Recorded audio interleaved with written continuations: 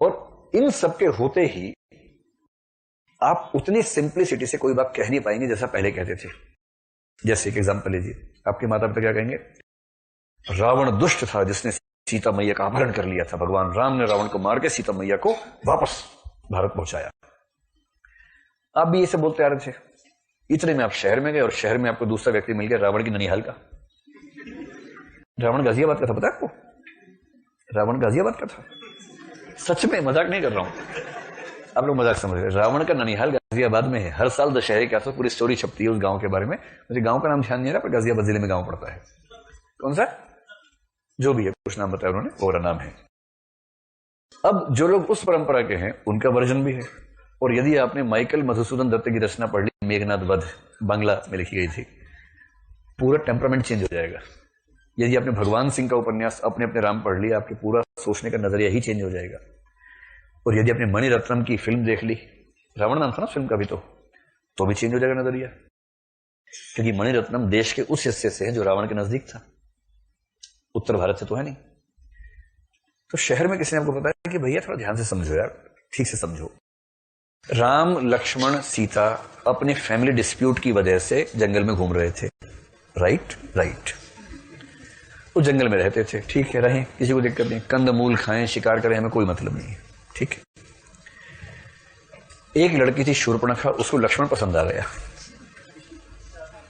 और उसने अपने हिसाब से प्रपोजल दिया। तब तो वैलेंटाइन डे नहीं होता था, तो जिस दिन उसको ठीक लगा वो गई और उसने कहा कि लक्ष्मण तुम बहुत स्मार्ट हो और मैं तुम पे मरमिटी हूं, क्या तुम मुझसे विवाह करोगे? ऐसे में कायदे से क्या होता है, लक्ष्मण बोलता देखिए मेरा विवाह हो चुका है, मैं यहां पर अकेले आया हूं, लेकिन इसका मतलब ये नहीं है, तो आप जाइए और मैं मतलब इस व्यवस्था के लिए उपयुक्त व्यक्ति नहीं हूं। पर लक्ष्मण ने चुटकी लेने के लिए बोला कि देखो मैं तो नहीं, लेकिन मेरे भैया आप वहां ट्राई कर लो। ऐसा मैंने सुना है कि ऐसा हुआ। शूर्पणखा राम के पास गई, राम ने फिर डांटा। राम ने कहा मेरी पत्नी तो मेरे साथ ही रहती है, तुम ऐसी मजाक कर रही हो मेरे साथ, मैं विवाहित हूं, तुम जाओ यहां से। फिर वो लक्ष्मण के पास गई। लक्ष्मण ने कहा देखो ये संभव नहीं हो, कि नहीं प्लीज मेरी बात मान लो, प्लीज मेरी बात मान लो। वो प्यार में पागल हो गई थी, है ना, इमोटिवली इंटेंसिव लेवल पे आ गई थी। पर कोई कितना भी प्रपोज करे आपको, कि आप तलवार से उसकी नाक कान काट लेंगे? ईमानदारी से बताइए, 14 फरवरी को आप तलवार लेकर निकलते हैं अपने हाथ में कि जो प्रपोज करे उसका नाक काट दूंगा? नहीं काटेंगे ना भाई। अब वो नाक काटना शायद मुहावरा है कि उसको बेइज्जत कर दिया, जैसे नाक कट गई, तो शायद मुहावरे के सेंस में होगा, लेकिन बाद में लोग क्या करते हैं उसको सही सेंस में, उसी सेंस में ले लेते हैं कि नाक कट गई मतलब नाक कट गई। वो संयोग से किसकी बहन थी? रावण की बहन थी। जैसे आप गलती से एसपी की बहन की नाक काट दे और हो जाए कि भैया देखो आपके एसपी होते हुए मेरे साथ ये हो गया। उस फिल्म में कुछ ऐसा सीन है कि लक्ष्मण डीएसपी है और राम एसपी है, कुछ ऐसा उन्होंने सीक्वेंस बनाया है। अब कौन ऐसा भाई है जो अपनी बहन की दुर्दशा पर नहीं खून खोल जाएगा? उसका भाई के रूप में तो शानदार है ही वो। कह रहे तुम्हारे साथ बेइज्जती की, तुम्हारी नाक काट दी, तो मैं नहीं छोड़ूंगा, जो भी होगा नहीं छोड़ूंगा। रावण गया वहां पर, भेष बदल के गया, सीता का अपहरण करके ले आया। बहुत बुरा किया, बुरी बात है। किसी भाई झगड़ा आपका लक्ष्मण और राम से, राम की पत्नी को उठा के ले, ये क्या बात हुई? सीधे झगड़ा करो ना।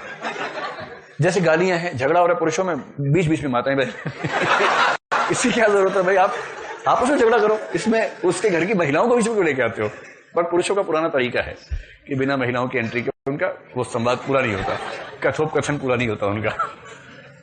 अब रावण उस समय दुनिया में सबसे बलशाली व्यक्ति था, शिव की तपस्या की थी, शिव का वरदान था उसके साथ। फिर सीता जी वहां पर कुछ महीने रही अशोक वाटिका में। अब एक वर्जन ये कहता है कि रावण दिल का इतना ठीक व्यक्ति था कि उसने एक बार भी सीता जी के साथ बदतमीजी नहीं की उस 2-3-4 महीने के प्रवास में, जब तक वो वहां रही। कुछ लोग आजकल कहने लगे कि नहीं, उसको श्राप मिला हुआ था। जो भी था मुझे नहीं पता, लेकिन जो मुझे समझ में आता वो ये कि उसने कोई बदतमीजी, उसे जाके प्रपोजल दिया कि देखो राम तो यहां पर आएंगे नहीं, आएंगे तो मैं मसाला बना दूंगा राम का, लक्ष्मण का भी कचूमर निकाल दूंगा, तो मेरी बात समझो, मुझसे शादी कर लो। सीता मैंने भगा दिया उसको, भाया से शादी कर लो। पर सीता जी ने रावण की नाक नहीं काटी, बोल के मना किया, जो तहजीब वाला तरीका होता है। और रावण ने क्या कहा, कोई बात नहीं, मैं इंतजार करूंगा, टेक योर टाइम। और जब आपको उचित लगे आप मुझे बताएंगे, तब मैं आगे। लेकिन तब तक कोई व्यवस्था में कमी नहीं, उनकी पूरी देखरेख के लिए बहुत सारा स्टाफ नियुक्त है, कोई चिंता नहीं करनी है उनको, बदतमीजी कोई नहीं कर रहा है। अब उसके बाद भगवान राम ने अपना दूत भेजा हनुमान, जो कल पता लगा कि मुसलमान था। उत्तर प्रदेश में बीजेपी नेता ने बताया कि हनुमान, रहमान, अरमान सब मुसलमान होते हैं, नाम से ही पता लग रहा है कि मुसलमान था। लेकिन भारतीय राजनीति ने एक से एक छठे में मूर्ख पैदा किए हैं, ये तो मानना पड़ेगा। एक मूर्ख ने पिछले साल कहा कि बंदर से मनुष्य बनते हुए किसी ने देखा नहीं, इसलिए हम मानेंगे नहीं। अब उसकी मूर्खता का स्तर सोचिए, किसी मनुष्य ने बंदर से मनुष्य बनते हुए नहीं देखा, जब वो बना ही नहीं तो कैसे देखेगा? किसी मनुष्य ने बंदर से मनुष्य बनते हुए नहीं देखा, इससे नहीं मानेंगे। आप सोचिए, सैद्धांतिक मूर्खता है कि इसका कंसेप्ट इतना गड़बड़ है। ये कुछ वैसी बात होगी क्योंकि आज के किसी मनुष्य ने पृथ्वीराज चौहान को नहीं देखा, इसलिए पृथ्वीराज चौहान को नहीं मानेंगे, और क्योंकि मैं अब तक अमेरिका नहीं गया, उससे अमेरिका ही नहीं। कुछ इस तरह की मूर्खता बहुत मुश्किल से अर्जित की जाती है, ऐसे नहीं मिलती है, इसलिए कठोर अभ्यास करना पड़ता है। कठोर अभ्यास करके ऐसी अर्जित होती है। हनुमान जी वहां गए, अब थोड़े बदतमीजी हुई, सब कुछ हुआ, लंका में आग लगा दी। फिर राम लक्ष्मण ने युद्ध किया, रावण के भाई को मारा, सारे भाइयों को मारा, एक भाई को मिला लिया अपनी तरफ, उसके बच्चों को मार दिया, अंत में रावण को मारा। और इस पूरे प्रोसेस में सीता जी किसी भी तरह के खतरे से मुक्त हैं। क्या राम की कथा को देखने का ये एक नजरिया नहीं हो सकता? और जो राम जी इतने नैतिक हैं, वो छिपकर बाली का वध कर रहे हैं, ये कहां की युद्ध नीति है? जैसे ही आप इस तरह से सोचना शुरू करेंगे, आपको लगेगा कि सब गड्ढमड हो गया एकदम।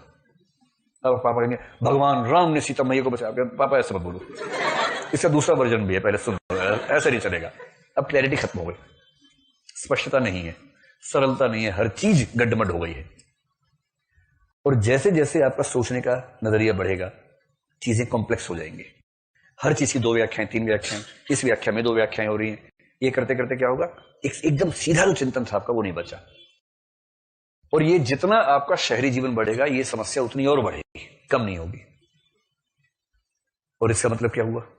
पहले आप केवल एक समुदाय में रहते थे, बहुत सारे समुदायों के साथ रहते हैं। पहले एक समुदाय के धर्म और शास्त्र को अंधे तरीके से फॉलो करते थे, आपको सबके शास्त्र पता है और सारे ठीक लगते हैं, आपको अपने में भी खराबी लगती है, शास्त्रों में भी। और इसलिए कोई आपसे पूछे कि सीधे सीधे बताओ कि ये सही है गलत, आप कहेंगे भैया कह नहीं सकते।